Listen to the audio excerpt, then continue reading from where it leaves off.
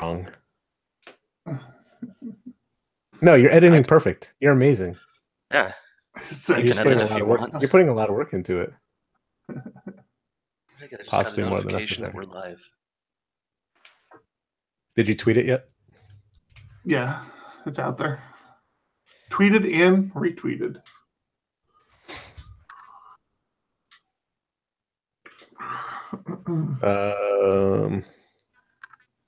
Doop. Doop. What's two waiting mean? What does that mean? Two waiting? Is it not live? It says we're live. Do you have notifications? Is that what you're talking about? No, I'm on the YouTube page under my normal account. Eduardo just said hello, but underneath the 93, it just switched to watching now. Okay, and where it says watching, it was saying waiting there. Maybe people were waiting. All right.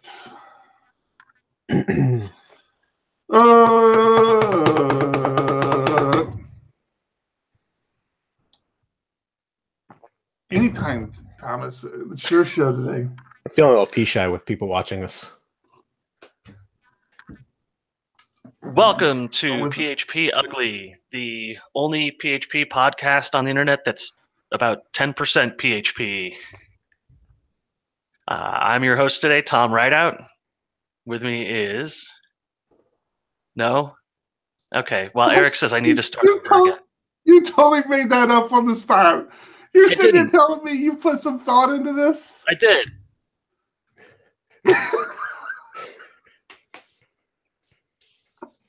I'm sorry. I had a couple different options. I had a couple different options, and you said, do it now. I apologize. I'm sorry. Go ahead. Welcome to another option.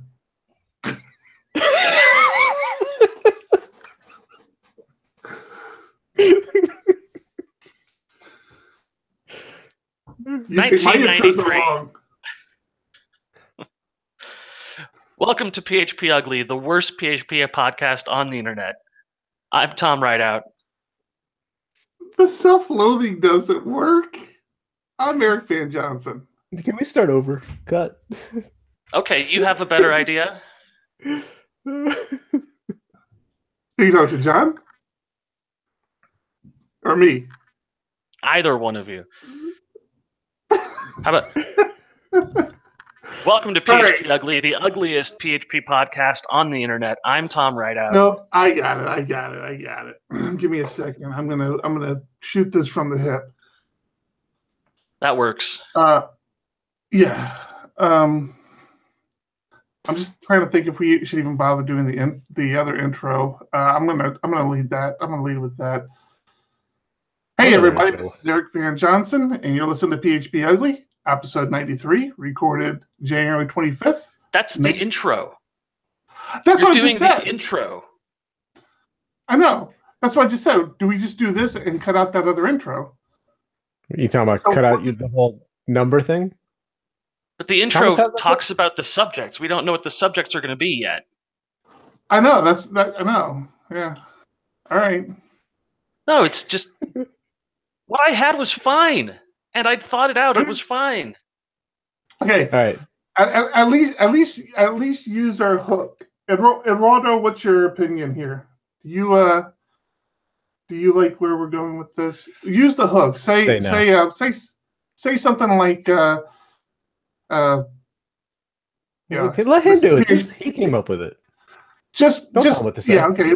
But do the slogan, the podcast your mother warned you about. If you're gonna say something negative about us, say that. I'm not 50. Then don't talk shit about the show. If it's not gonna be nice.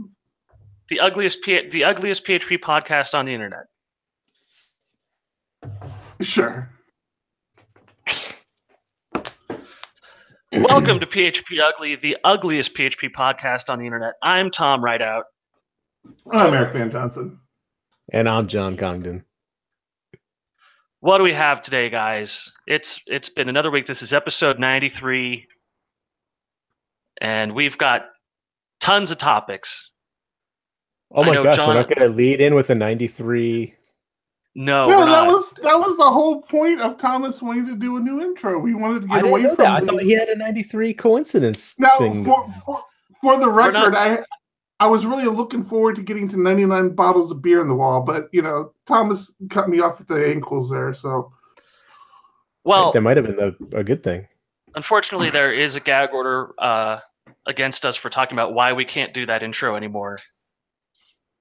But let's just say I think we'll win the suit. I think we have a strong basis, and let's just say John's fine doing a little prison time. He's okay with it. yeah, Done it have to before, I'll prove. do it again. Why They not? have to prove motive. Let's There's no way they can do that. Let's him catch up with some old friends. Pay some debts. No, all my friends are out of prison at this point. See, in my head, you guys sort of just went along with it instead of laughing at me, No, and, we were and laughing helped with you. carry We were the laughing intro. With you. Well, it kind of caught us off guard. Like, you gave us no warning, and the first couple of times really seemed forced. Not that last time didn't, but Thank you'll you. get better. You'll get Thank better. you. I So was it's our waiting last episode together ever.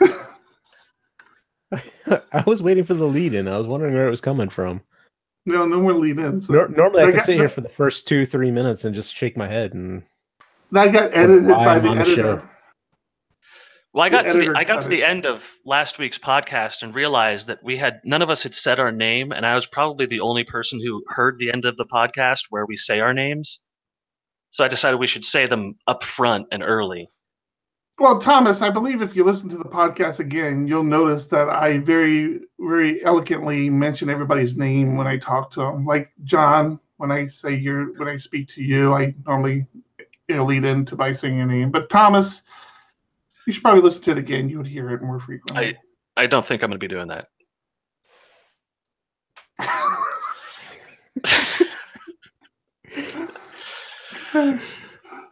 We are getting more and more popular, though. We have 600 listeners to episode 91.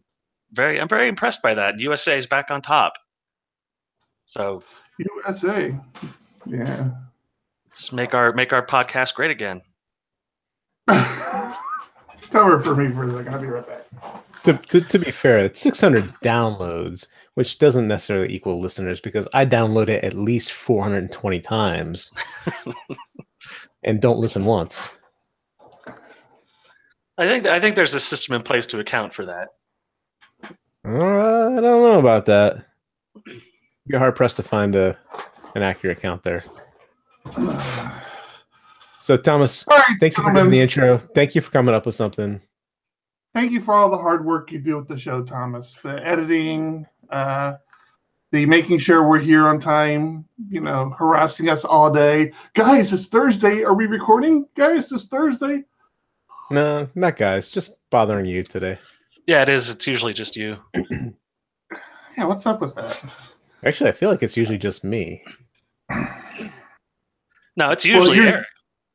You're Eric's usually the one falls that's just asleep not on us. here. One time when I was sick, I fell asleep. One time, and I even told you I would be falling asleep. You fell asleep during the last podcast. I don't recall that. Okay.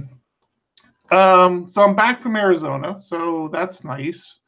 Podcasts. I was, as I was explaining to you guys earlier, I always listen to the podcast because I like to see how bad Thomas makes me sound, and he's remarkably good at making me sound like an idiot. Not that it takes that much work, but yeah, it was painful to listen to that delay, man. Holy smokes! I am so spoiled with good internet here.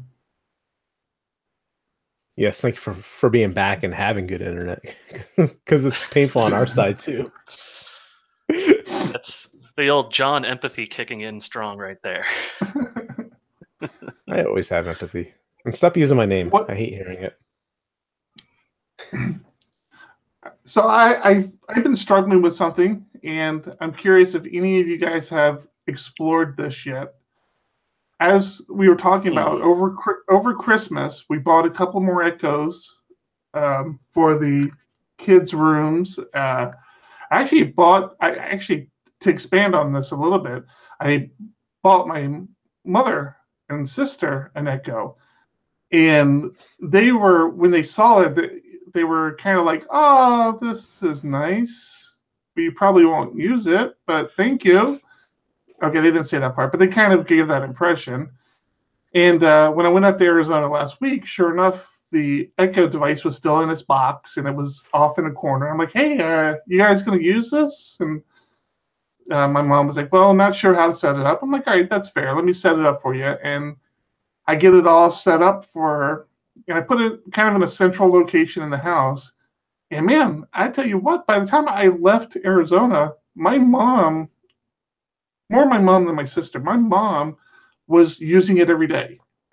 She started to understand how to interface with it, what questions she could ask, and how to get responses.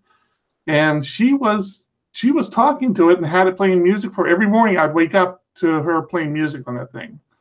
But how many times did she get up from the couch or the chair to walk over and talk directly to it? She had that with John.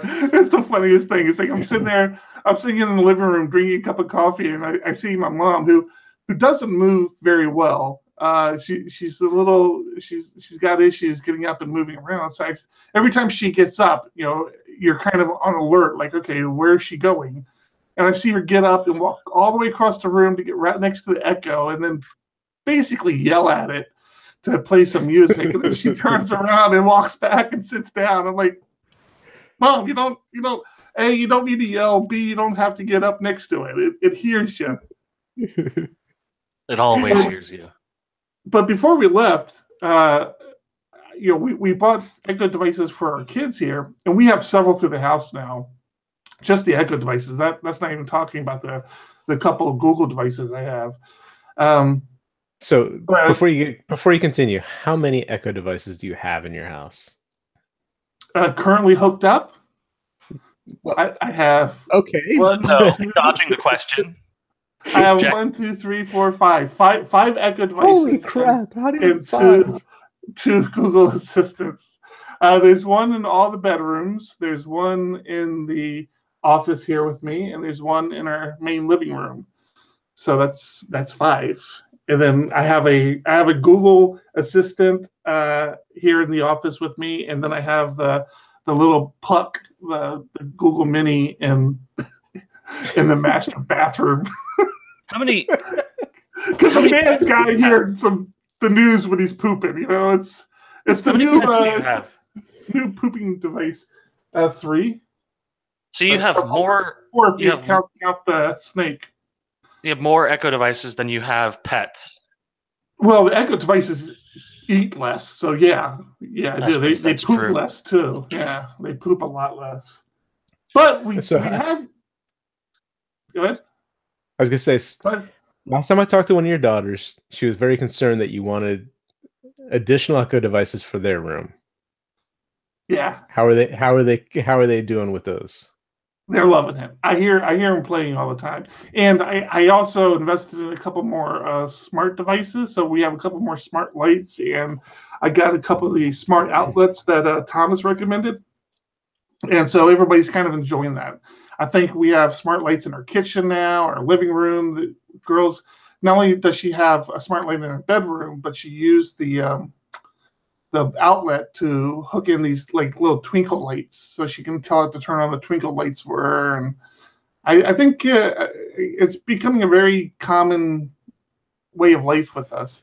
Well, what's getting irritating is having I wish you could chain commands. I'll tell it to turn off the light in the kitchen, turn on the bedroom light, and turn down the living room light. But each one you have to do the trigger word again, tell it the command, let it execute, do the trigger word. Well, I wish I could just chain everything. You could do a bigger group, so you can set up multiple groups within the Amazon app to have one that encompasses all those devices. Yeah, but typically what we're doing, it's usually when we're going to bed. We'll turn off the kitchen light, turn down the living room light, and turn on the bedroom light. And I think with the groups, everything kind of acts as one, right? So I So could it's either probably, turn them all off or yeah. yeah. So I don't know. But the other thing we're struggling with is the girls now. Um, everybody. So we have Pandora hooked up to the Echo devices, and of course we're Prime members, so we have the Prime music as well. But everybody's kind of leaning towards the Prime music because it's just easier to not have to tell Echo to go to Pandora. You just tell it, "Hey, Echo, play whatever you want to play," and she I plays had it. this exact same problem. I know exactly what you're going to say. Where only one person can stream at a time. No, you can Oh, pay I more haven't for had that. that problem. Oh, so we're having that problem where it'll say, your account is already streaming on another device. Do you want to turn that one off? And so what we started doing, and this is supposed to be a pretty basic functionality of that ecosystem, is setting everybody up as individual users of the Echo device. But that turned out to be a huge pain in the ass. So Yeah, it's a total nightmare. it's horrible. I mean, you can set it up so it recognizes everybody's voice, but you're still all on one account. If you try to set it up where everybody has their own account, it's a absolute nightmare. Absolute Wait, nightmare. Yeah, I So couldn't are you get that paying for working at all. premium? Are you paying for the premium music service where you can stream up to 6 Prime? different devices? No, there's Prime and then am- there's Prime plus Premium.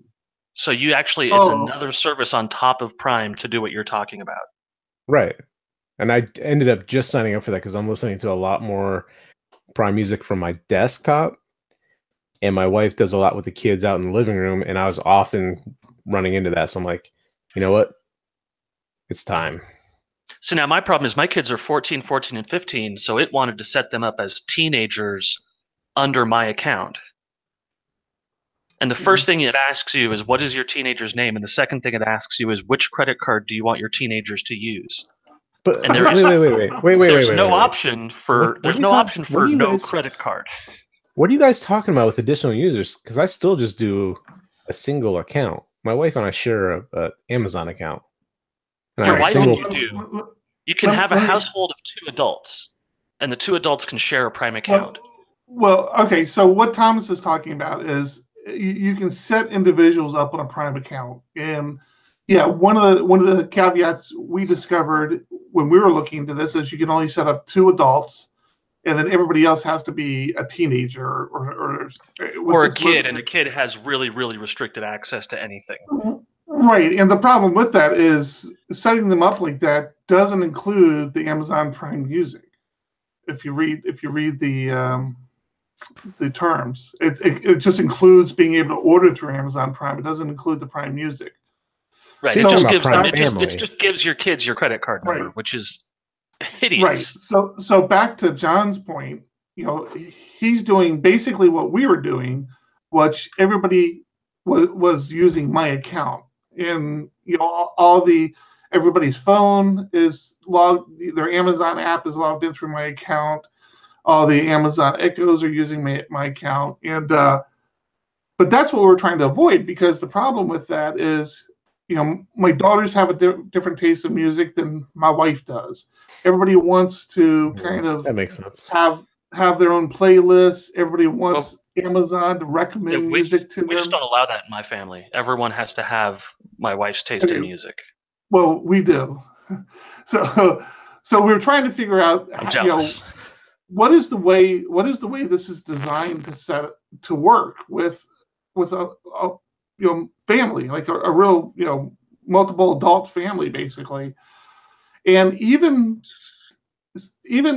my daughter, who had an Amazon account, so to John's point, that Prime Music, one of the fixes we're trying is we signed up for the 30-day trial for that, which allowed me to add my daughter on her Amazon account to my Amazon Premium Prime, whatever it's called. So she has that. But now the problem is the Echo devices recognize her because she's trained it to her voice. So they know who she is. But for her to listen to music on her account, she has to tell the Echo device to switch accounts. When the Echo device switches the account, which is fine doing, she just says, Echo switch to Alyssa's account, and it switches over. We've discovered that, first thing, that's a pain in the butt, because my wife will follow up and not realize that the Echo device isn't on our primary account anymore. It's on a separate account. My daughter's account is limited. She's not a Prime user. She has very limited functionality. And all those smart devices that we've set up are no longer enabled when it switches to her account. So the Echo device isn't smart enough to know, hey, I'm in the same house. All those devices they set up are still valid. It just says, nope, switching to a new account, you've got to reconfigure everything on the account now, which is like, this is terrible. This is a terrible experience. So we've kind of moved away from that now, and we're back on using the Prime account. We still have that trial membership of the Amazon Premium Music, but I don't know if I want that. It's like, first thing, I already get Prime Music for free. Why are you still trying to get more money out of me? We already pay for Pandora. So, John, are you still paying for Pandora? I need to cancel that. Now that you say that. Yeah. So we already pay for Pandora, which I kind of like. I mean, the Prime has its benefits in the sense that you can listen to full albums. You can say, I want to listen to. But there's still a limit on that. So if you're not paying for the streaming, you don't get every album. There's a limited. Oh, really? Yeah. Yeah, it's limited release of things. Oh, I didn't realize that. So once you pay for streaming, you get access to everything. If you try to play, oh god, Chris Cornell, all you get is the live albums. It's terrible. I've heard the live albums like 1,000 times. You're saying with the Premium Prime, John, you do get access to all the albums? Right. Yeah, you get access to everything that you don't have access to in general. So there's plenty of times where I was going to play stuff for the kids, and it was blocked because it just wasn't available on Prime. They'd play a preview of it.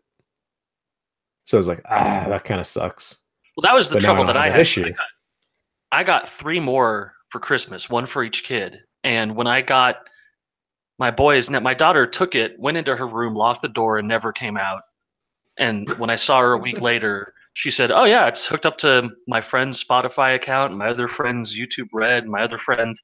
So she's just got all of her friends' accounts on her device. She had no problem. But my 2 boys were baffled by how to configure this thing to do anything for them. And we would ask it to play music, and it would say, I just don't know what you're talking about. You don't have Pandora. You don't have Spotify. You don't have Music Plus. I'm like, what are all these services? What does the device do if it doesn't just come with something out of the box? Well, it's got to be connected to a Prime account. That's what we ended up having to do. That we ended up having to hook up all of the devices except for my daughter's. Of course, she has more accounts than I do now. But we had to hook up all of the boys' devices to my phone and my account. And boy, what a pain in the ass. Yeah, the multifamily is really has proven to be a lot more challenging than I think it should be. Yeah, my 3.5-year-old is way into the Alexa or the Echo devices. Shh, stop it! But don't see, say anything over he doesn't feel the need. He doesn't feel the need to own it, though. He doesn't feel the need to make it his. No, not yet. You're correct. But out of nowhere, the teenagers need. Out of nowhere, the other day, he started saying, "Echo," the other name for it. I love you. Aww. And I don't know where he got that from, and it just replies with, "Oh, that's nice to hear," or something like that. And I was like, where did he even pick that up? And he just laughed about it because I immediately say, it's just a speaker. It's not a person. Like don't apply a person attribute to it in Don't you any dare way. confirm Thomas's sci-fi dystopia. Well, I mean, there's a lot out there about how if you don't teach kids about that they think there's a person living in there. Like, it's crazy. Yeah, but that's fine because they're polite at least.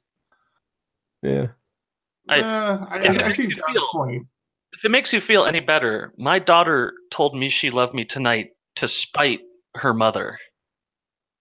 And did you answer the same way the Echo does? That's nice to hear. Oh, that's nice to hear. Thank you. That's nice. The two of them were arguing in the kitchen, and my daughter goes, "Ugh, whatever," and storms downstairs and goes, "Good night, Tommy. I love you."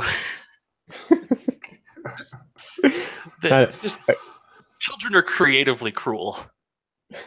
Oh, now, on another note, this past weekend I spent a lot of time doing electrical work in my house. Out by my floodlights outside, I installed 2 new receptacles so I can plug in Christmas lights. And in one corner, I wanted to plug in a security camera that has just been out there and offline now for 3-4 months because I didn't charge the batteries.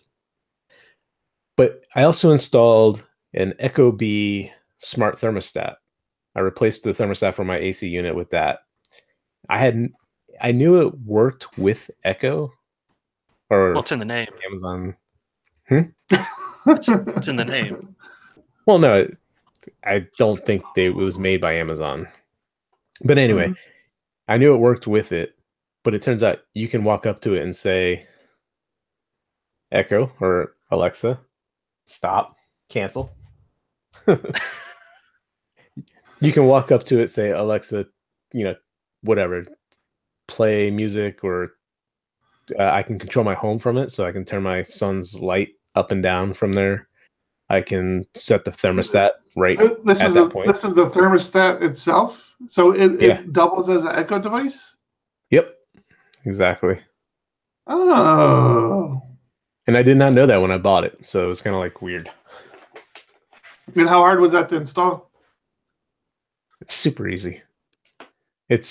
I keep telling you that when it comes to a thermostat, it's like 8 wires. Turn power off. You take the 8 wires out, put the 8 wires in, you're done. The hardest part for me was the smart thermostat I bought was smaller than the one I had, so I had to paint the wall behind the old one. Take the old one out, paint the wall. You have the ecobee 4? Yep. Sponsored by ecobee. ecobee, more than a smart thermostat. So SDG&E was giving a $75 rebate on either that or the Nest one. And in all my research, every article I read said you can't go wrong with either. Really? So I decided to go with the ecobee. What made that decision? I don't remember what the final decision was. Well, the Nest one's owned by Google, and they deprecate their devices. There's that. Well, the ecobee actually has additional temperature devices. So in my kitchen, I have a little sensor.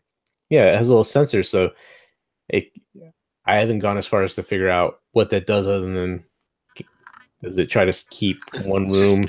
Just confuse the thermostat. Yeah. Does it average it? How does it work? But that was one selling point for me. Now the Nest one is a learning one. And I didn't really care about that. So my big question is the ecobee dependent on any external service? Like, do you have to pay for a service to use this, or? No, not at all. You install it. If you want to hook it up with Amazon, obviously you have to have an Amazon account, but that's different. Yeah, yeah. It supports up to 32 room sensors. Who needs that? Works with the Google Home Assistant. Have you seen my house? I have. It's beautiful. I've got this podcast. It supports this house. What do? You prop it up underneath the door or something? Eric, did you see John changed his Facebook profile picture? I don't go to Facebook. I don't know. I recently changed mine too. I didn't realize. I so often don't go to Facebook that I didn't realize when you change your profile picture, it like broadcasted it. I like had all these people liking the photo. I'm like, why are these people liking my photo? It's not a new photo. It's an old photo. It's been up there forever. And then I realized, oh yeah, I just set it as my profile picture, and everybody in the world it just puts it on your timeline. Yep. No, I haven't looked at John's Facebook. It's I disgusting. have to keep it up to date. What is it? Changed in a long time. It's got to be with the kids. Yeah, I have 3 teenagers, and my wife works exclusively with special needs students at the local school. So all I ever get exposed to are just these downtrodden faces, just crushed by the weight of life. And then I look at John's page, and it's like this. It's like if Angels had a Facebook page and they wanted to show their kids off. It's horrifying. It's the worst. This is why I removed John from my Facebook stream. I can't handle all his kids anymore. It's way too adorable. Look at the little ears, and the kids got little ears too. That's cute. But John's ears are cuter. That's cute. The funny thing is, this morning Grayson let me do his hair for him. So I don't know where. A couple nights ago in the bathtub, I was shampooing his head, and he's got a lot of hair right in the middle of his head now, so he could do like a mohawk. And I was pulling it up, and it kind of turned over like a wave. So I told him it looked like a wave, and he really liked it. So this morning I asked my wife, "Hey, what do you think about me letting him go to school like that?" She's like, "Yeah, whatever." So I try to get that same thing with whatever product I use. It didn't turn out the same, but he really enjoyed having a different hairstyle. It kind of looked like a little mohawk on his head. I very clearly remember those days with my children. Well, hey guys, we have actual PHP stuff going on. Do you guys want to cover any PHP news? Well, hold on. Before we move away from John's Facebook stream, of course. I was clicking through it, and I remembered, Thomas, I think you mentioned his security vault camera setup that he has. Yes. His 5-camera room monitoring solution. For listeners of the show, I don't know if we've talked about this on the show in the past. I know we've given him a hard time about it in Slack, but one of his Facebook posts has a picture of the security cameras he has in one of his kids' room, and there's like literally 3 security cameras lined up all right next to each other. It looks like the kids like work. He's trying to be like a blackjack dealer in Vegas or something. John doesn't get to talk because John's excuse for this is that each one doesn't work the way he wants it to, so he just puts another one up. He just doesn't take down the old ones. There's 3 in Grayson's room, and there's 2 in Nolan's room. And you're giving me a hard time about how many Echo devices I have. You got 3 cameras facing your kid. Yeah, but none of them are that good. All right. I was you have me on Facebook now, and I was clicking through, and I saw that. Yeah, Thomas said he wanted to bring that up a couple shows ago, and he forgot, so I just let it go. Okay. He's not gonna bring it up. I'm not gonna bring it up. All right. PHP news time. No. But I had one more Echo thing I wanted to say. No, it's fine. We can move on. PHP news time. Have you guys heard the big news this week in PHP? Yes. No. I literally did not hear anything about this until I looked up PHP articles this afternoon in desperation for something relevant to our supposed podcast.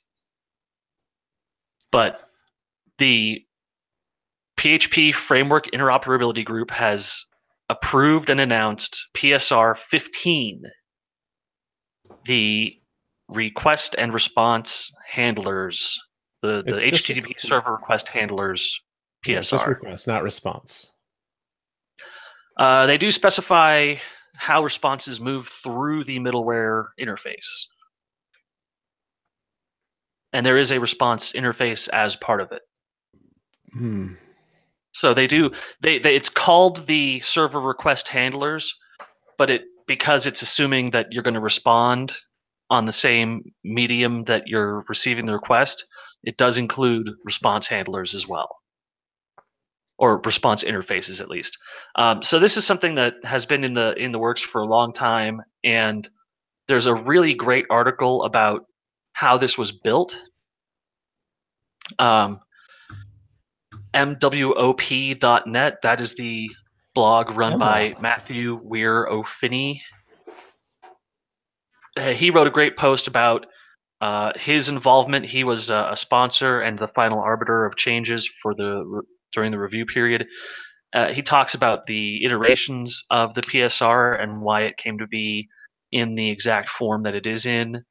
But essentially, this is a collection of interfaces designed to be globally applicable for frameworks to handle requests and responses as a middleware style system. So I don't know how familiar you guys are with middleware, but there's some interesting stuff here. Yeah, I need to read through it more. I heard when it came out. So one of the clients that I work with has many developers across the country, and a lot of them are way above my pay grade. They're actually really good, and I like talking with them and hearing what they have to say. And they recently brought this up as a potential for the legacy app that we're working on. But brought we'll this see up where how? that I goes. mean, just as far as brought this up how? Just as far as refactoring to be this PSR compliant, or Yeah, because currently right now they don't have they have a framework that was built by them like 15 years ago. So it's kind of a work in progress. And trying to move to any sort of standard framework isn't going to work. The router is like a homegrown router, and we're trying to introduce a container system in there now. How the request happens is just a kind of a nightmare. So they brought this up as a possible way to streamline how requests are made. I mean that's what this is for. It's a PSR, so it's kind of a standard that everybody's kind of agreeing to. But Right. Yeah. Now, the interesting thing about this PSR to me is that it doesn't do something that every other middleware I've seen does. So if you're used to middleware, you'll see the 3 arguments to any function, which is the request, the response, and then next. And next is a callable. So it can be an anonymous function. It can be the name of a class. It can be anything that you can call with your response. They've decided that because callable was just generally too vague and did not allow for strict interoperability between different middlewares, that they were going to have to define a next type. They were going to have to define an interface for what next actually means and what methods would have to be included in that as well. So from my understanding of it, frameworks such as Laravel, Symfony, and Cake are not PSR 15 compatible at this time. And I would be surprised to see Laravel compatibility anything earlier than 5.7. Yeah. Now, is this because it's PHP 7 with the response type? So they're saying that it's returning a response interface. So if the callable doesn't return that, it would cause issues. Well, to your point earlier, John, this actually doesn't capture the standard for the response. It says section 1.3 generating response. It says it's recommended that any middleware or request handler that generates a response will either compose a prototype of a PSR 7 response interface or a factory compatible of generating a response interface. So this standard has nothing to do with the response. just that you're going to have a response. You should be aware. Right, of just that it will request. just that it will meet the interface's definition of a response, which is, yeah, like you said. But PSR7 or whatever it is, they do have a response interface already. Right, PSR7, and they say it's a prototype of a PSR7 response interface. I'm not sure why they say that, but well, and Symfony has very strong PSR7 support. But to your question, John, don't forget that PHP 5 is only security fixes until December. I'm sorry, January of next year. No, I thought it was December 2019. I believe it got. No, it is. You're right. It is December. 7.0 is supported until November, and 5 is supported until December.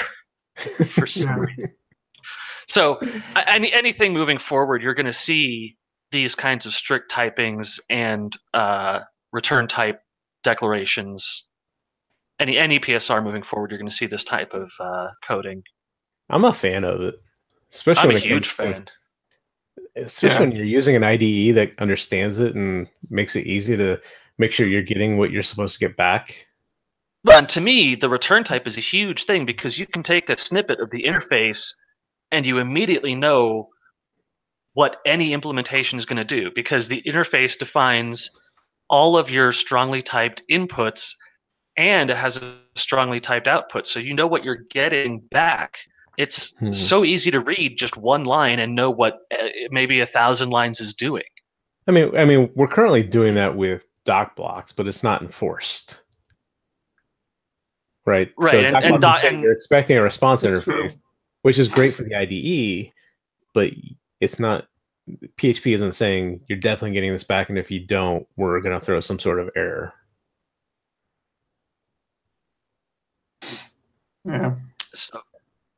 So I actually ran into a little bit. We were moving on, but we're still talking about PHP stuff. All right, I'm following. I actually ran into a little bit.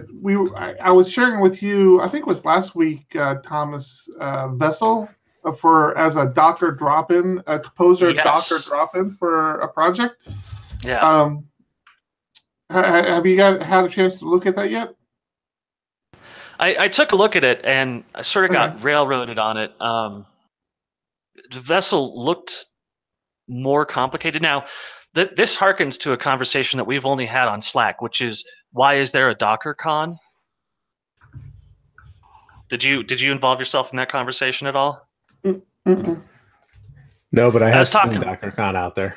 I was talking with some of the guys. I get the Docker weekly email, and I just sort of deleted immediately because I'm not into Docker right now, or wasn't at the time.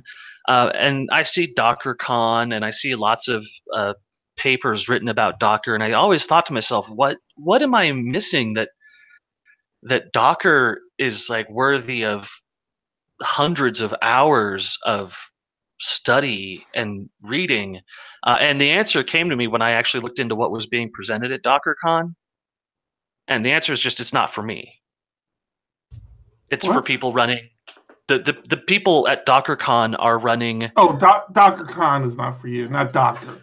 Not Docker is for me. Docker pre-configured. Yeah. If you give me a Docker thing out of the box, pre-configured, ready to go, I can tweak variables and get it up and running, and that's fine. But all of the vast ecosphere of Docker is really targeted towards people running VPSs and stuff like that. People who want to. It's an operations thing. Quick provision. Yeah, it's massively operations. Yeah. They have things like Docker Swarm, which is a So load balancing Docker server manager, blah blah blah. Yeah, I mean, you don't invalidate the importance of it. It's extremely impactful to our industry. It's just a different. It's just a different area. It's operations. That's the part I didn't get because 3 years ago, you and I were running Vagrant, and then Docker was like this big new up and coming thing that was going to replace Vagrant, and then Docker for some people replaced Vagrant and VBox and stuff like that. And I thought, okay, so it's done now. They did their job. But I didn't realize, oh, no, it kept going people are running whole companies based off of Docker provisioning systems and things Right. like Well, that. that's one of the strengths of Docker. Matter of fact, to continue with my story a little bit, the idea behind Docker is that it's not just a development tool. It's not something you run locally. It's something your developers build towards, and then you actually deploy that exact Docker into production, so that there's no deviation on the environment. But that was the big confusion for me, because the last time we hung out and talked about Docker, the conversation was, is Docker ready for production? Right. And then I find out you're always going to get that conversation. I mean, there's always that conversation. I mean, well, not anymore though. That conversation is dead, because there's people running entire companies as Docker as their foundation on production systems for other companies. It's done. It's Exactly. an enterprise thing. No, but yeah, exactly. We went through the same conversation with virtual machines. I was actually at an enterprise company when virtual machines were really getting hot, and we had to fight with management, with the security team, with the server team, and convincing them, no, virtual servers are ready for production. There's no reason why we can't run virtual servers in production. And we had to go through that same conversation with Docker. That's natural. And again, it's kind of a when you get to that level, you're really getting to that would be like somebody who builds servers trying to have an intelligent conversation about PSR, right? Like they may have a high level understanding of what a PHP PSR is, but they're not to our level where they're living, breathing this stuff. That's where Docker was for operations. Like we have an understanding of it, but we can't really kind of comprehend all the minutia of that sort of architecture. Operations people do. So that brings me to one of my favorite articles that I read this week. Hold on, I haven't even fucking told you my story yet, man. You're like hijacking my whole thing. According to the edit, you have. Shit. What article, Thomas? No, you go on. I'll fetch a beer. You've already shit on my story. Go ahead. Tell me what article you want to read. Well, our dear leader, Rasmus Leerdorf, the man who doesn't half-ass anything, decided he was going to take a look at VPS solutions. So he's been running his own hardware in a data center, and he wanted to see, hey, there's all these newfangled things like DigitalOcean and Linode and Vultr and UpCloud and Lightsail and even Azure, Microsoft's VPS platform. He wanted to see what was the cost, what was the performance, and how did each one of these things rank against each other. And he wrote out scripts. I mean, this has got to be 30, 40 pages of analytics of each VPS system at each price point and the performance that he got from each one, how easy it was to configure. He starts it off with a 2-page breakdown that just says, hey, if you're lazy, you just read this top 10 list right here.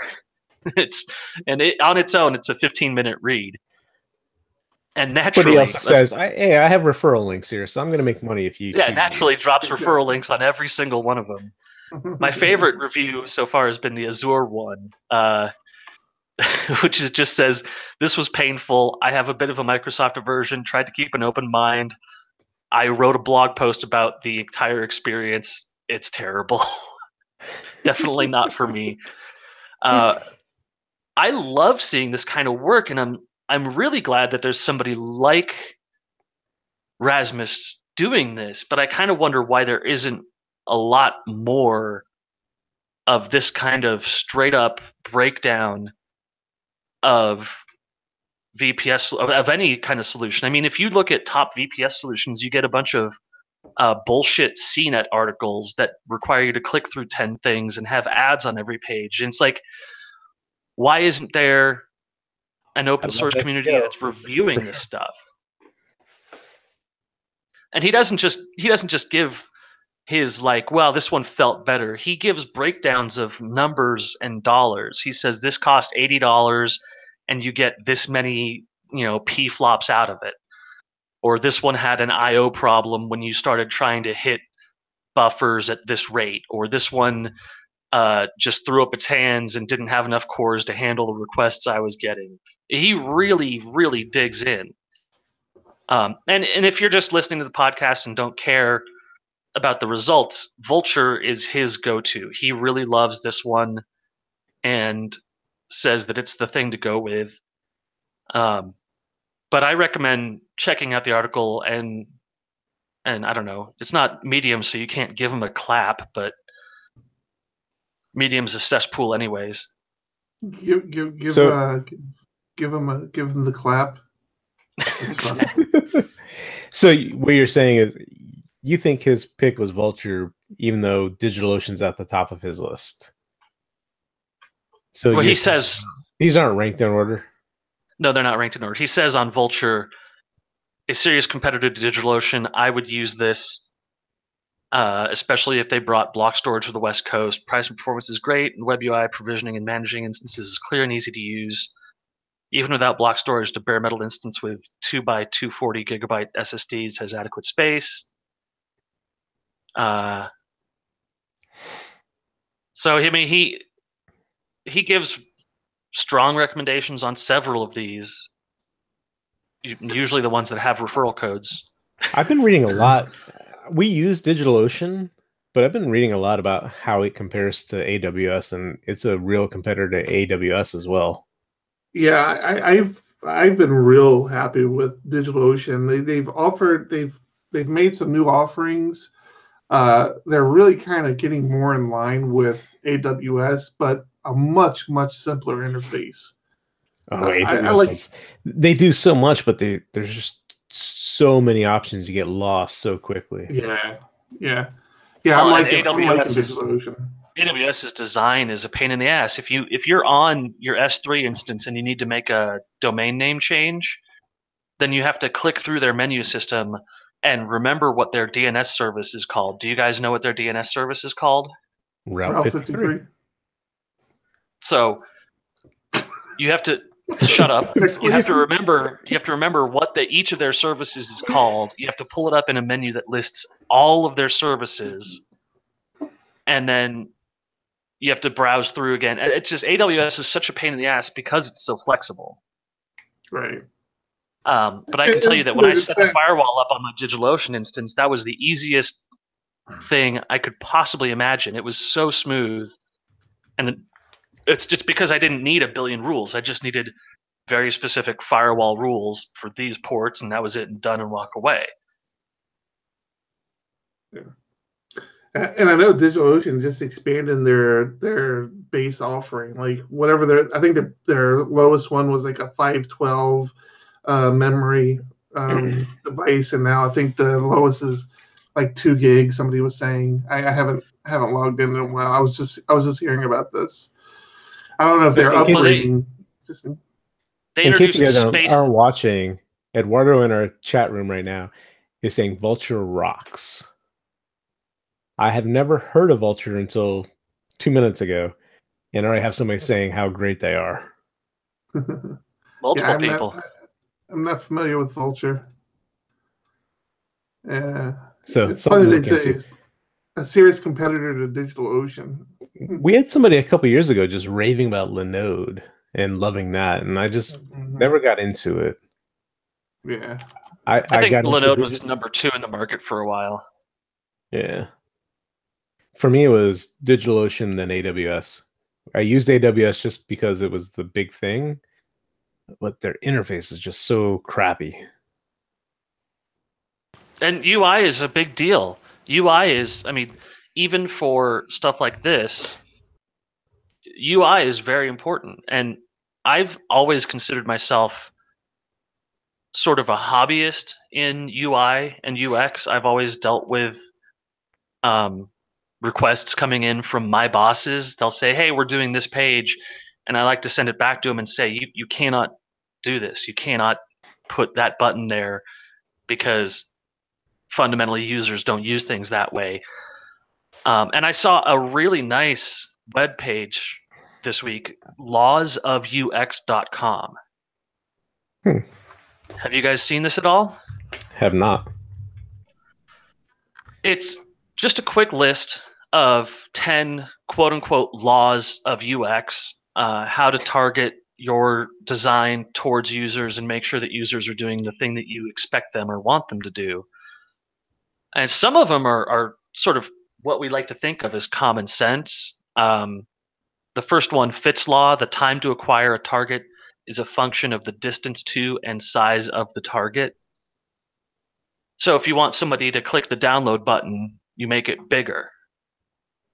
That's essentially it. You can click on learn more and you'll get a complete breakdown of what the law comes from, 1954 psychological study by Paul Fitts, stuff like that. There's some other stuff here, though, that's not as intuitive, but makes sense when you really sit down and think about it. Stuff that Interesting. Stuff that is known about people but doesn't necessarily have a place in web design until you think about its applications. So the average person can only keep 7 ± 2 items in their working memory. Well, how does that apply to UX? There's an excellent breakdown here that says when you're designing informational sites, you don't want to present more than 7 or 8 pieces of information at a time, and you want to allow the user to tunnel down that information in a way that is natural to them. And some stuff that obviously applies to what we do professionally. Parkinson's law: any task will inflate until all of the available time is spent. So if you give an estimate of 3 weeks, it will take 3 weeks. But I really like this site. It's not using the craziest fancy CSS that I've seen this week, but it is nice and readable and friendly. What is the craziest and fanciest CSS you've seen this week? Oh my God, I don't even remember. I saw something that was so stupid it hurt my brain. I was looking at something that was brought up on our IRC channel. A company that just does data informatics presentation stuff. And it was all done with animated CSS, depending on your location on the page, using parallaxing, and some of it was nice and made it readable. Some of it was unbelievably hard to just get through because it kept trying to animate every time you scrolled 1 pixel up or down.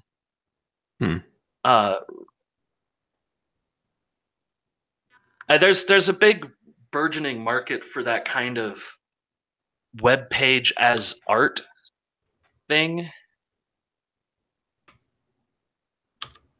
The craziest thing I've seen was just today, and it was on luckyorange.com. So I've used Crazy Egg to do heat maps, see what people are doing on your site.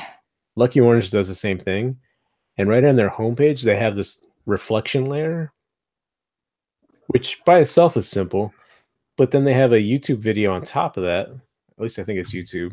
They have a video on top of that yeah, it's YouTube. That when you play, there's a reflection below that showing the reflection of the video. And I thought that was amazing. I don't know why. I'm sure if I knew more about the UI and how that worked, it would be very easy to implement. But in general, I was just impressed with it.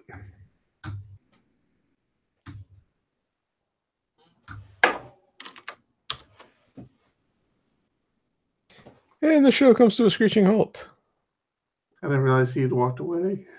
What? Yeah, I was looking at that. I wasn't sure what you were talking about with that, though. I guess so you need to look at the video? No, you don't have to. It's just when you go to the homepage, you can see how it does a reflection below the prominent line. It's a little bit faded, and it's a reflection. And when you play the video, it's also reflected down there, which I wasn't expecting. Let me see. Let me look at that again, because I see what you're saying. Yeah. Oh, so if I play this video. It's just a little touch, and it's interesting. I just wasn't expecting that. I don't see the reflection when I play the video. Are you in What? Firefox? No, Chrome. Chrome? Yeah. So I don't see the reflection when I play the video, but I do see it. I do see it when the page loads. Really? And you're in Chrome? Yeah. Yeah, definitely see Yeah, the reflection no. down there. Mine goes away. Huh. I wonder if now you were giving Firefox a go, John. I think like last week or so. A couple of days ago, I decided I've been very unhappy with my Mac Pro. You and I both a few years ago we bought the trash can Mac Pros, thinking, it's the professional line. It's gonna be way better than our laptops. I could have talked you out of that. Well, where were you 3 years ago when we decided to buy these things? I think I was trying to talk you out of it. No, I don't think so. Anyway, not super happy with it. Occasionally have issues with it where just stupid things freeze up. And twice in the last week, if I clicked on to open an email from Inbox, the entire system would just freeze. One point, it was in the middle of an interview for the PHP podcast that Eric and I do. And I was like, I could hear them just fine, but I could not talk. My microphone wasn't transmitting, and I didn't shut anything down because I thought maybe it would recover and I could save the audio, which did not happen. Anyway, it's frustrating for that. And looking at my system performance, I thought it was Chrome that was causing it. So I decided I'm going to give Firefox a chance. And I got to tell you, just 2-3 hours into it, I was more annoyed than I was with Chrome. I didn't have the system lockup issues I was having, but just switching from tab to tab was so slow. And there was one app that I was using, and granted, it was using Flash, which sucks to begin with. But typing into the form within Flash was, if I typed at a normal speed, it came out gibberish. It just did not work. Where at least in Chrome, if I did the same thing, it was still slow, but it picked up my individual keystrokes. So if I typed my email address, I could see it. So I just gave up. I shut down Firefox and said, no, I'll stick with Chrome for now. So we've had 3 people from Diego Dev try Firefox and just decide it's not working out. And I keep hearing great things. Everything I see on Twitter is I've uninstalled Chrome. I actually work with Coder Rabbi Yitz, and he just tweeted out recently that he uninstalled Chrome because he's switched, and it's just not working for me. I want to use Firefox. I can't see uninstalling Chrome though. That's your test environment as well. I mean, you need it. Yeah, but he's also a Windows guy, not only a Mac guy or a Windows guy. It's got that fear of the botnet. Oh, actually, no, he's a Windows guy. I forgot. I don't know why. He said he uninstalled it, but it's just not working for me. Yeah, I similar experience, and I really wanted to get behind Firefox, and to a degree, I am a supporter of Firefox, the philosophy behind the company and behind the software. I support them. Yeah. Well, they hired Grumpy Programmer. They are sponsoring open source projects. They're paying upwards of like $60,000 to document some open source projects. They have an initiative that paid out, I believe, $1.5 million to open source. So I'm a huge fan of Mozilla and the work that they're doing, but we're in a buyer's market right now with browsers. We get to pick whichever one we like best. Yeah, but there was so much promise out of the latest version. It's just not living up. At least in my experience, it's not living up to what it is promising. You okay, Eric? You seem upset at me. Nope. I just I can't. No, that's fine. Eric, you gave Firefox a try too, right? The same thing didn't really work out for you. Yeah, kind of the same issues you were seeing. It was a little clunkier than I was used to with Chrome. The other big problem I ended up having, I'm kind of ashamed to admit this, but I really realized how much I use my Chromecast, and it's not an option with Firefox to, I'm constantly listening to music, and I'll throw it on my little Google device here or something, and so yeah, and I was really having performance issues. Just YouTube didn't seem to load video very well, especially if I went full screen. Just a lot of weirdness. That, yeah, same thing. I don't have time to try to keep figuring it out and end up going back to Chrome. Yeah, what also sucks is the fact that YouTube TV doesn't work in it, and then my YouTube videos, Right. watching That's right. those, they seem to be very stuttery and just never Yeah. play well. And that, I mean, it sucks that I don't know where the issue is. Is it YouTube saying, "Oh, you're not using Chrome, so we're going to make it a worse experience"? Is it Firefox? There was causing speculation that was what it was. But it was just so constant, and it just made me not want to use Firefox. Wherever the issue came from, it's a fact of life. YouTube is huge right now. Thanks, net neutrality. Eric, you have to laugh directly into the microphone. You can thank John for this. He gave me my little mute button, so I just mute now. I don't think it's working, because I've heard you every single time you've pressed those keys and then done something. Do you hear me right now? I sure do. You do? Yeah. My recording isn't showing anything. You're reading your recording, but you're not muting your channel. Well, it's supposed to mute the input, the complete input. That's funny. See, it's working for me because you're not hearing me when I'm talking. So you did something wrong. I must have. Like I said, it mutes my so none of this is being caught, of course. So yeah, it mutes my audio hijack just fine. I can see that I have no stream on audio hijack when I do that. That's weird. And I just had that big conversation with everybody while I was muted. So nobody listening to the podcast is going to hear any of that. Oh shit. That's gonna be fun to edit. Everyone hears what you're saying. So good. It's just gonna be John talking to himself for 10 minutes. I'm so confused. We're at the 1 hour point, guys. Do we want to take it to cryptocurrency? Of course. What do you have? You know how there's all those stories about people having a couple Bitcoin and forgetting about them, and then Bitcoin hits 11,000 and 12,000 and 13,000, and they decide to check on it. 20,000. Not too long ago, it was 20,000. Yeah. Now we haven't covered the crypto bubble bursting on the podcast, but that's because it's not worth covering. If you're investing in cryptocurrency, this shouldn't be surprising at all. Exactly. However,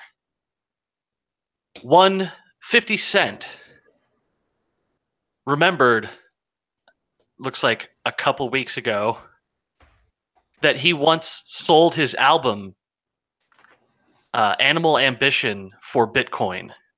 He had set up a system by which you could pay in Bitcoin and receive his album, and just sort of forgot about it because, being crazy rich, you kind of forget about that kind of thing.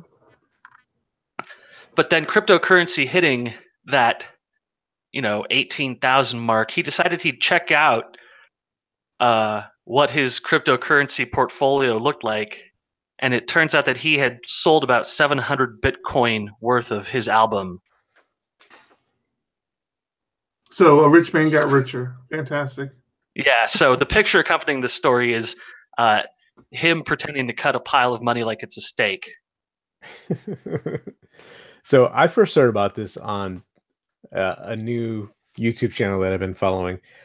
Doug Polk, I know him from the poker world. He has a huge poker channel, and he's been into crypto for a long time. And he has a YouTube channel called Doug Polk Crypto, where he covered the same story.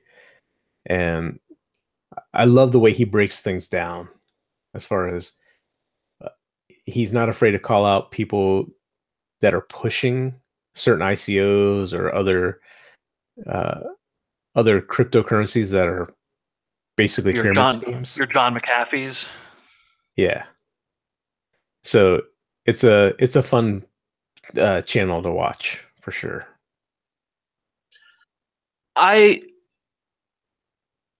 There has been a lot of stories that we didn't cover in the last 3 weeks about cryptocurrency.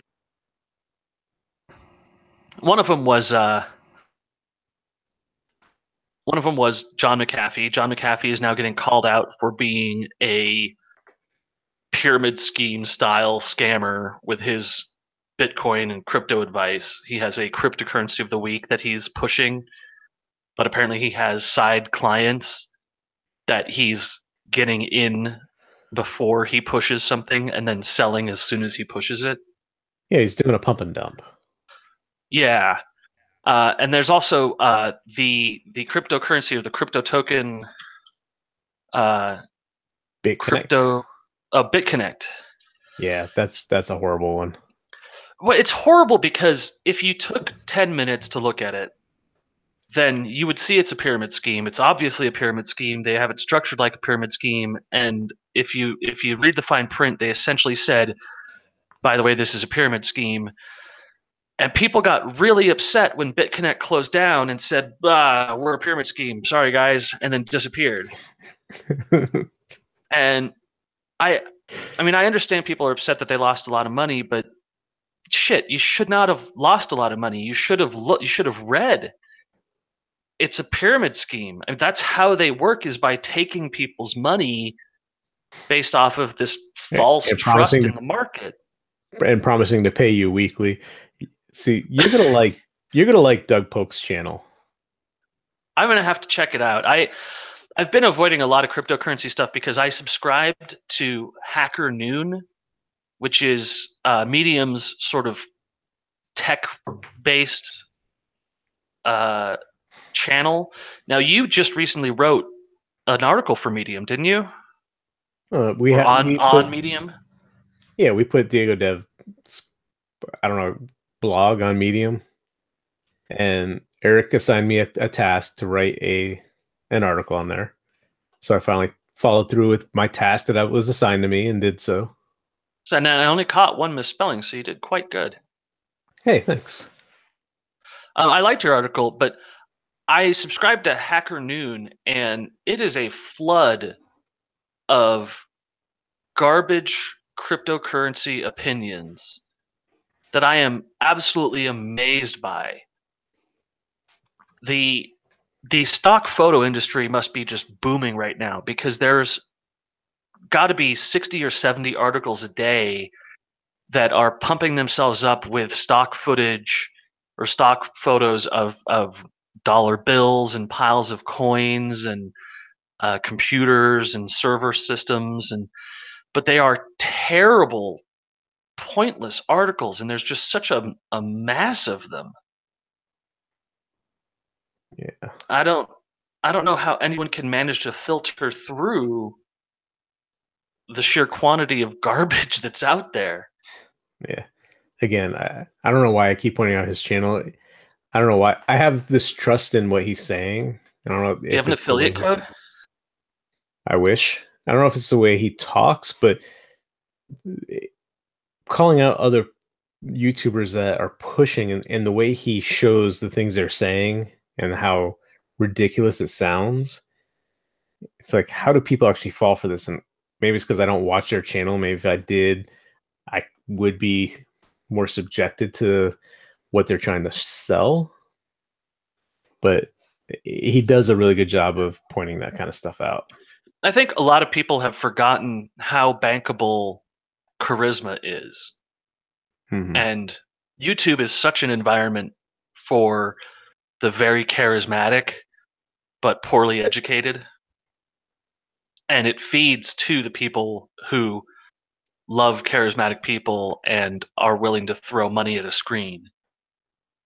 Oh, I fell for a pump and dump in the stock market years ago, very similarly, where I signed up for stock advice because I had no clue what I was doing, and like, hey, we're gonna buy into this penny stock. It was very cheap at the moment, and I was thinking I was signing up for a newsletter that would give me advice on where to invest, and that's all it was a pump and dump. They got a bunch of people to buy. They were selling off throughout, and it was just a roller coaster ride. If you weren't prepared for it, and of course you're not because you're not in the inner circle, you don't know when they're going to start selling. It's just a pain in the ass. I was So I looking learned my at lesson a long time ago. Ripple. Hmm. Are you guys familiar with Ripple? I know of it, and I know it's supposed to be a good buy. Supposedly, the guy who created it is what, the richest man in the world right now? Yeah, it's a bad buy. You think? I know. Hmm. If you follow Ripple, everything that you'll read about it is this very positive, look at how many banks are involved, look at how many official corporate entities are using this. It's replacing the STAR system, which is an existing system, and a lot of banks have signed on to replace their system with Ripple, And et didn't cetera, Western et Union cetera. just join them or something? Absolutely. Yeah. But it turns out that's 100% unrelated to the coin. Did you know that? I did not. XRP, the Ripple coin, Hmm. is a centralized coin controlled by the Ripple company, unrelated to their platform of distributed credit card handling transactions. It is just another coin. It has no affiliation or association with the service that they keep advertising as their big moneymaker. Huh, really? Really. It's just another token. It's just another pump and dump. And it moves up and down based on the public perception of what it represents. But the actual thing that it represents is a centralized and very controlled currency. Huh. Definitely need to do So some more research on that. it's doing research on this kind of stuff is really hard because you don't know who to believe. You don't know where the information is coming from, and you have to do your own analysis after getting information from both sides, after finding out maybe this is bad, maybe this is good. That's the thing, is that that's the conclusion that I came to with Ripple, was that it's not backed by anything, it's centralized, and it doesn't represent an actual business interest other than people dumping money into it. But I could be completely wrong. That's just my 2 hours of research into it. If you did another 3 hours, maybe you'd find that it is backed by something else, or maybe there's a promissory note, or maybe there's a contract. I don't know. But investing in cryptocurrency is investing in your own ability to do research. That's all Interesting. that it is. So, Thomas, where is your white paper at with Buscoin? I've got writer's block. Have you been working on that for like 2 or 3 weeks now? Yeah, I have. I haven't. I've just had I've literally had the blank document open on my screen that says Buscoin white paper. Because the reality of what I have to do is so daunting. and I don't understand the technology well enough yet to fulfill some of the promises that I want to make. You know, I want it to be open and free and profitable for all people involved. And when you're writing that into a Solidity contract, it's not that easy. Those sort of paradigms don't translate well. I do not envy you. That's for sure. I've only got one more thing here. What do you guys have? I've already covered all my stuff. Eric. I think we're running a little long on time. Go ahead and finish up whatever your one more thing is. My favorite thing I've seen this week, Oculus, the creators of the Oculus Rift, kind of, have invented a new measure of time. They're calling it the flick, the frame tick. So if you're familiar with VR, you know that the rates at which each eye is rendered is very important. 90 hertz being sort of the minimum for not making people throw up into their masks. But the current measurements of time do not properly break up into the current measurements for hertz on a screen. So Oculus has derived a new measure of time where one frame of a 30 hertz video lasts exactly 23,520,000 flicks. Wow. I think this is really fascinating because I would not be surprised to see graphics cards moving forward calculating time in flicks instead of in nanoseconds. I would not be surprised to see this replacing regular measurements for time in video rendering. The primary reason is that 1/30th of a second, which is a single 30 hertz video frame, lasts 0.033 seconds or 33.33 milliseconds. Floating point calculations cause that to be a much more expensive process than 23,520,000 flicks. Wow. Interesting. So if you're keeping an eye on video cards, the ones that introduce support for flicks first, I think, are going to be the ones that are going to be the most popular moving forward. But yeah, a corporation decided that there's a new measurement of time. And the Oculus Rift, is that the 3D headset?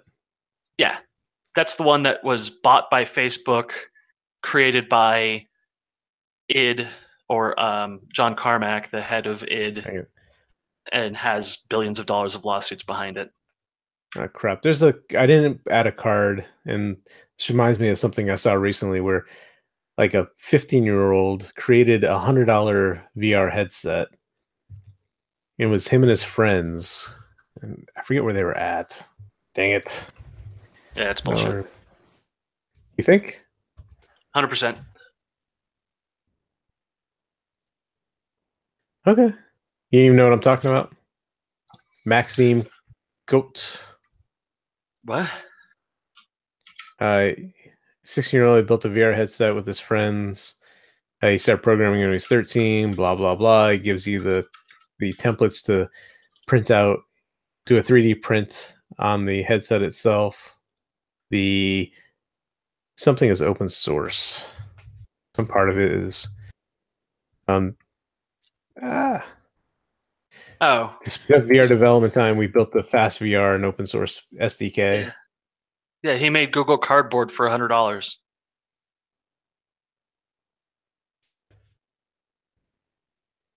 You think? I don't know enough about this stuff. All I know is it was interesting. They have an open source project. Yeah, tells he you built how to it buy because of an the anime. parts. Yeah. That tells you everything you need to know. No, it doesn't. What does that mean? It doesn't mean anything to me. It means he spends half his time watching anime. Okay. VR is an enormously complicated technology that is being refined in billionths of a second response times. That's how important it is. You can build a bi-visual input system for very cheap, but calling it VR or functional in any way is wishful thinking. Yeah, they just had a good story. They're from somewhere outside the Yeah. U.S. and they had a math teacher that helped them with the algorithms they were coming up with for VR. It's cool stuff, but to compare it to the Oculus is a misnomer. To say that using a 5.5-inch LCD screen with a Fresnel lens is comparative is just wrong. Those things aren't comparative at all. I love kids, don't get me wrong, but adults using kids to gain attention is a shitty thing that's been happening on the internet a lot lately. Yeah, I always step back and wonder about that. Did a 13-year-old or 16-year-old really write this code, or I can believe somebody that else? 16-year-old. I can believe a 16-year-old did, but when they say we built an Oculus, an adult at some point said, "Sure, you can say that. I've never used an Oculus, so whatever. I don't care." It's right. a kid selling you something. Yeah. Take it with a grain of salt.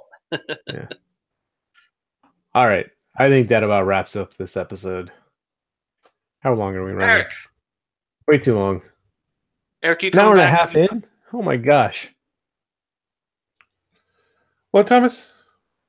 Are you coming back? Back where? To close out. You've been playing Sure. catch for like a half hour. I'm Eric Van Johnson. You've been listening to episode 93? 93. Episode 93 of PHP Ugly. I'm John Congdon. I'm still Tom Eric Ryder. Van Johnson. Keep it Keep it ugly. ugly. Ugly.